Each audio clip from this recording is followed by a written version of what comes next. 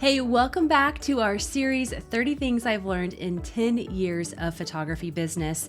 If you're just joining us, make sure you check out the previous video because they are full of really valuable insights I know you're going to find helpful no matter where you're at in your journey.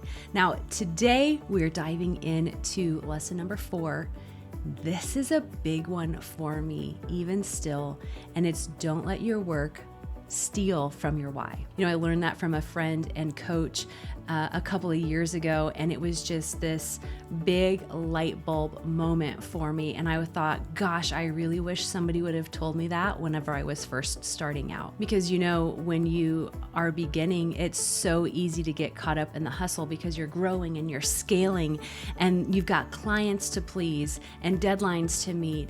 And you have this creative drive to perfect every single shot that you take. But in the midst of all of that, it's so important to remember your why you're doing this in the first place. And you know what? This is a lesson to learn whether you own your own business or you're working for corporate America. You know, for me, my why was I wanted to be a stay-at-home mom and raise my boys, but I still wanted a creative outlet and I still wanted to be able to bring income in for our family. Whenever I jumped into food photography and I started having clients just come out of the woodworks, I think maybe I invoiced 40 clients in my first couple of weeks. So it was insane. And I was really excited to be able to contribute to our family in such a big way.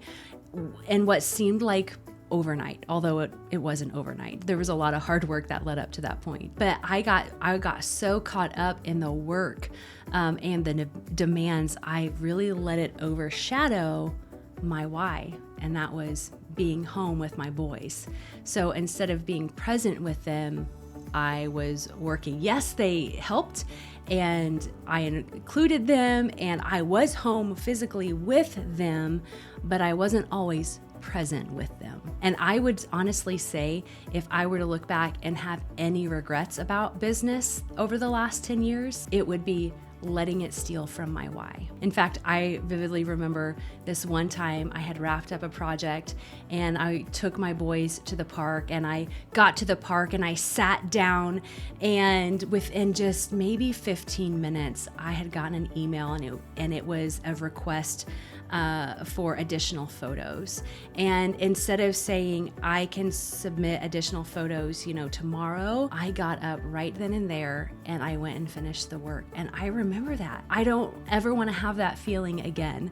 I always want to make sure that my boys know that they're priority. And you know what? When you let things steal from your why, you start to feel burnt out. You kind of lose that creativity that you had whenever you first started. So when that happens, it's so important to take a step back and reconnect with your why. So here are some practical tips for you to do that. Number 1, dedicate time each week to work on something for you.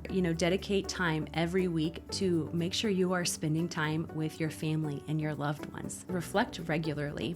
Take a few minutes every day to remind yourself of why you love what you do, why you are doing this, and to write down what you are thankful for. In fact, I start most mornings writing what I'm thankful for before I even start the day. Set boundaries. It's important to balance client work with personal time. Don't let the demands of others consume all of your energy and creativity. Remember, the work that you're doing should enhance your why, not detract from it. Keeping that balance is going to be key to a fulfilling career in any field. So you guys, if there is one thing that I would tell you, is don't let the work steal from your why. Stay connected to your true passion and let that drive you forward. All right, make sure you hit the notification button so you don't miss video number 5.